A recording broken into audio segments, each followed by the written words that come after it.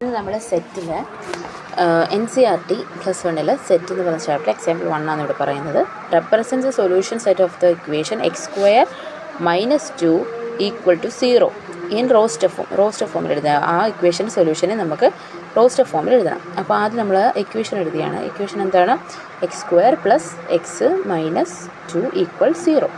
അപ്പം ഈ x² എന്ന് പറയുന്നത് കോഎഫിഷ്യൻറ്റ് 1 ഉണ്ട്, എക്സ് എന്ന് പറയുന്നതിനും കോഎഫിഷ്യൻറ്റ് 1 ഉണ്ട്, പിന്നെ -2 ഉണ്ട് ബാക്കി. ഓക്കെ, =0. നമുക്കിനി ഫാക്ടറൈസ് ചെയ്താലേ നമുക്കതിൻ്റെ സൊല്യൂഷൻ കണ്ടുപിടിക്കാൻ പറ്റത്തുള്ളൂ. അപ്പോൾ നമ്മളതിൻ്റെ ഫാക്ടറൈസ് ചെയ്യുന്നത് എങ്ങനെയായിരിക്കും? നമ്മൾ ഫാക്ടറൈസ് ചെയ്യാന്ന് പറയുന്നത് ഇൻറ്റു ചെയ്യുമ്പോൾ ഈ -2 കിട്ടണം, അത് കണക്ക് പ്ലസ് ചെയ്യുമ്പം +1 കിട്ടണം. ഓക്കെ, ഇൻറ്റു ചെയ്യുമ്പോൾ -2 കിട്ടണം, പ്ലസ് ചെയ്യുമ്പോൾ +1 കിട്ടണം, എന്നാലേ നമുക്ക് അതിൻ്റെ ഫാക്ടേഴ്സ് കിട്ടത്തുള്ളൂ. അപ്പം ഈ ഇൻറ്റു ചെയ്യുമ്പോൾ രണ്ട് നമ്പേഴ്സ് ഇൻറ്റു ചെയ്യുമ്പോൾ -2 കിട്ടുന്ന ഏതാണ് നമ്പർ എന്ന് നോക്കണം. അപ്പോൾ ഏതാണ് നമ്പർ? അപ്പോൾ നമുക്ക് +2 ഇൻറ്റു -1 ഈക്വൽസ് എന്താണ്? -2 ആണ്. ഓക്കെ, അതേ കണക്ക് +2 + -1 എന്താണ്? +1 ആണ്. അപ്പോൾ ഇതെങ്ങനെ എഴുതാൻ പറ്റും? അതിൻ്റെ ഫാക്ടേഴ്സ് എങ്ങനെ എഴുതും? അപ്പം നമുക്ക് രണ്ട് നമ്പറും കിട്ടി. +2 ഇൻറ്റു -1 ഇൻറ്റു ചെയ്യുമ്പോൾ ഈ രണ്ട് നമ്പർ നമ്മൾ +2 -1 തമ്മിൽ ഇൻറ്റു ചെയ്യുമ്പോൾ നമുക്കിവിടെ -2 കിട്ടുന്നുണ്ട്. +2ഉം -1 കൂടെ ആഡ് ചെയ്യുമ്പോഴും നമുക്ക് എന്ത് കിട്ടുന്നുണ്ട്? +1 കിട്ടുന്നുണ്ട്. അപ്പം രണ്ടും കിട്ടി. എക്സിൻ്റെ കോഎഫിഷ്യൻറ്റും കിട്ടി, -2നും കിട്ടുന്ന രണ്ട് വാല്യൂസ് ഉണ്ട്. എന്താണ്?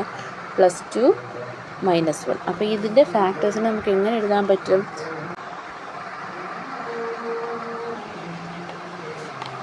x - 1 = 0, x + 2 = 0. ഇതിന് നമുക്ക് എങ്ങനെ എഴുതാൻ പറ്റും?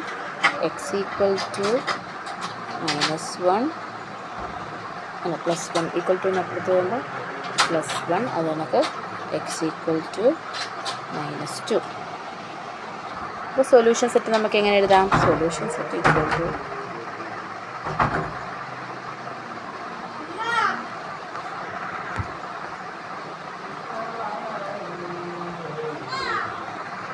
രണ്ട് സെറ്റുണ്ട്. ഏതൊക്കെയാണ്?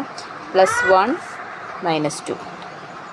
അപ്പോൾ നമുക്ക് 1 -2 ഇതാണ് അതിൻ്റെ സൊല്യൂഷൻ സെറ്റ്. ഓക്കെ, ഇതാണ് അതിൻ്റെ സൊല്യൂഷൻ സെറ്റ് എന്ന് പറയുന്നത്. ഓക്കെ.